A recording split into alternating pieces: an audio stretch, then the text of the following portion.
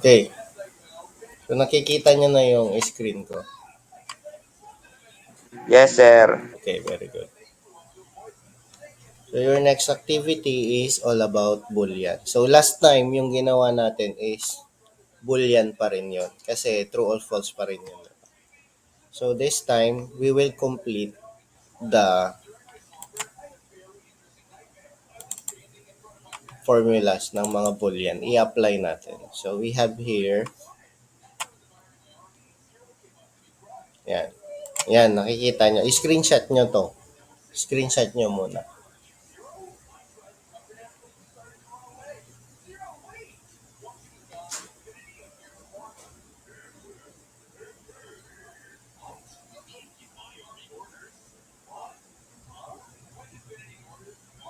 Okay na?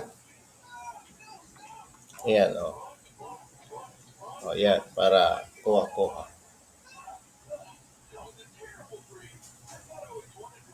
Pa-screenshot po.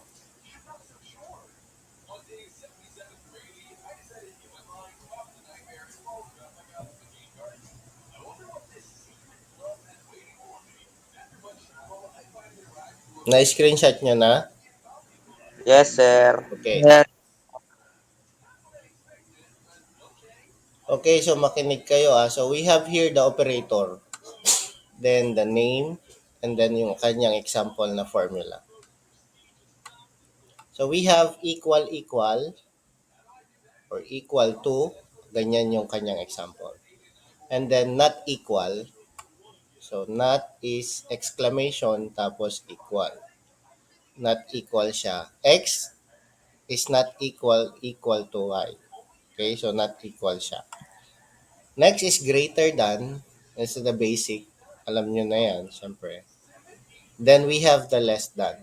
So x less than 1. Next, we have the greater than or equal to. So greater than equal to, ganyan yung kanyang example.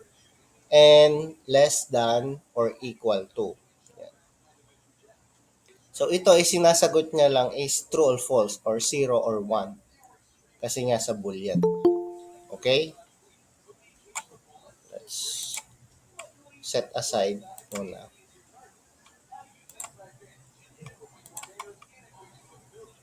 So moving on, let's go to the code. So for your activity, ito, dadagdagan nyo to. So this one is only equal, tsaka not equal. So every formula doon, maggagawa kayo ng, halimbawa ito, equal to x equal to y. Ang mangyayari dyan, dalawa. Gagawin nyo siyang vice versa. Gagawa kayo ng another statement para mag 1 or 0 siya. Okay, let's try. Nakakasunod ba kayo?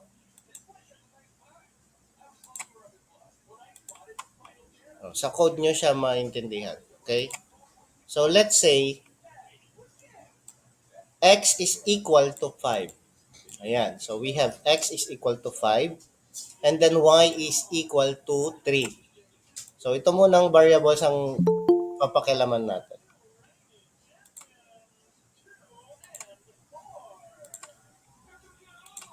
Okay?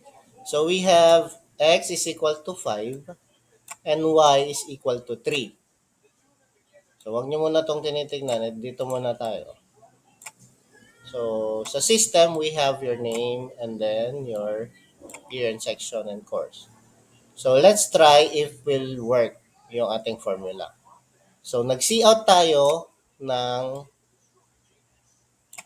true or false. So naglagay lang tayo ng rules. True is equal to 1 and false is equal to 0. Now let x dito sa susunod, let x is equal to 5 and y is equal to 3. So yung statement natin sasagutin ng 1 or 0 is x, y, or x is equal to y. Ano dapat ang sagot dito? Ano dapat ang sagot?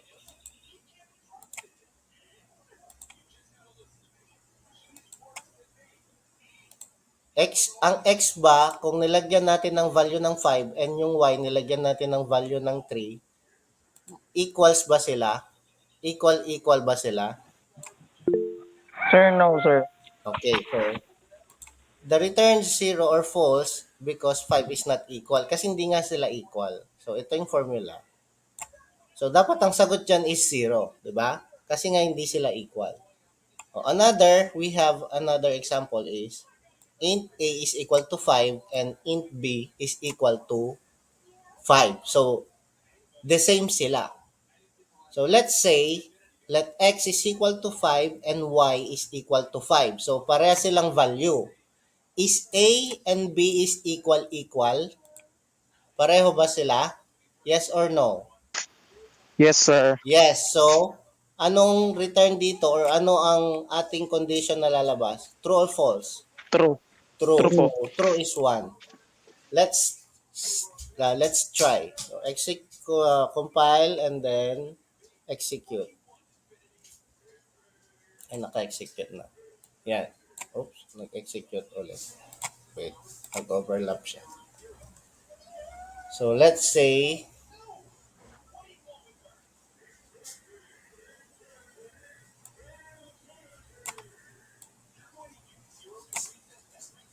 ayan. So, again, dito sa ating output, yan, you can screenshot if you want. Dito sa ating output, makikita nyo, ito, yung nag-cout ako ng let x is equal to 5 and y is equal to 3. Is x equal y? Equal ba sila? Di ba hindi? So, ang lumabas na sagot doon is 0. Let x equal to 5 and y is equal to 5. Is a equal to b? Yes, kasi pareho silang value. So, the answer is 1. So, true is equal to 1 and false is equal to 0. Okay? Nakukuha ba? Yes, sir. Okay. So, we already have yung example ng ating number 1 here. So, we have the equal to. So, your activity will be tig-to nito. So, we have equal to dalawang statement. Dito, dalawa. So, 2, 4, 6, 8, 10, 12. Okay? 12 yung inyong output na ganito. 1, 2, 3, 4, 12 yan. So, dapat correct yon and then you apply this formula itong mga to para mag-output. Okay? So, kapag ka gumawa kayo ng isang statement, dapat meron siyang reverse or yung kanyang vice versa, yung kabaliktaran. Like this one. 5, let x is equal to 5 and y is equal to 3 is x is equal to y. O, true or false? False. O, ano naman yung kabaliktaran niya? 5 and y or x and y is equal. So, the value is 1. So, ganun yung boolean. Okay? O yan, iwan ko muna to para pag nilayan nyo kung anong gagawin nyo. Iwan ko din tong code.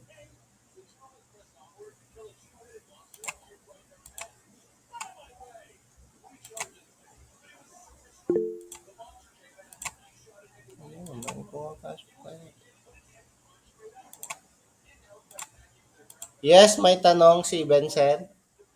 Sir, bali ang gagawin, sir, isang false, isang true, sa isang Isang false, isang true. So, yung isa, ang sagot yung dapat, yung gagamitin na number, sir, depende na sa amin. sa inyo na. Kayo na, halimbawa, nag-declare lang ako dito ng X and Y. So, kayo yung mga susunod. Halimbawa to, C, D, E, F, o kunyari, Z, A, kayong bala. Basta, meron tayong true or false na sagot. For every. Lagyan nyo na lang siguro ng separator. Halimbawa dito, gagawa tayo ng separator dito para malinis yung gawa nyo. Ano yung sunod na formula? Not equal. O, dito, sabihin nyo, not equal. Tapos lagay nyo yung formula. Kunyari, C not equal to D. Yan. Tapos, i-output nyo sa ilalim yung mga susunod. Let's check. Ayan. So, meron kayong separator doon. Mas maganda, lagyan nyo ng halimbawa is asterisk or minus. Ayan. Ganyan nyo siya. Para magse-separate siya doon sa another formula. O yan, 'di ba? Dito. Tapos sa baba na naman niya yung susunod, nasobrahan, napasobra.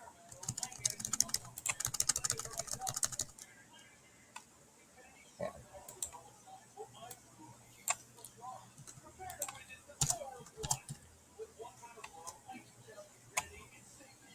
Okay, tapos yung sunod naman is tigda dalawa. Yung sunod naman na formula is ano 'yon? Greater than. So dito naman or ano nang susunod, C, D, E is Lahat, sir, lalagyan namin ng not equal. oo, meron siyang so si Not equal. Not oo, equal lahat. opposite. So 0 and 1 dapat yung may sagot kayo. F kunyari. Oh, ayan. Nakukuha ba? O yan. So dito, kayo maglalagay nung let x is equal to, tapos yung formula niya. Tapos sasagutin nyo ng system kung tama yung statement. Okay? Nakukuha? O, sunod-sunod na yan. Tigda dalawa. So, 6 lang yata yan eh. O, so, 2, 4, 6, 8, 10, 12. O, 12 lang.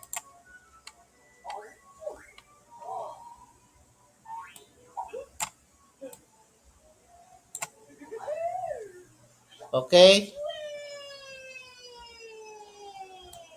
Para malinis tingnan. Ganyan nyo.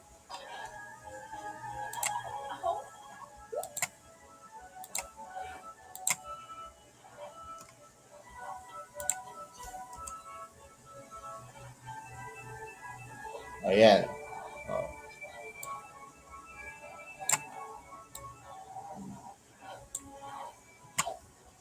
Ayan. Pagka nalito kayo, balik kayo dito sa video. Mamaya upload ko to. Mag-off mic muna ako.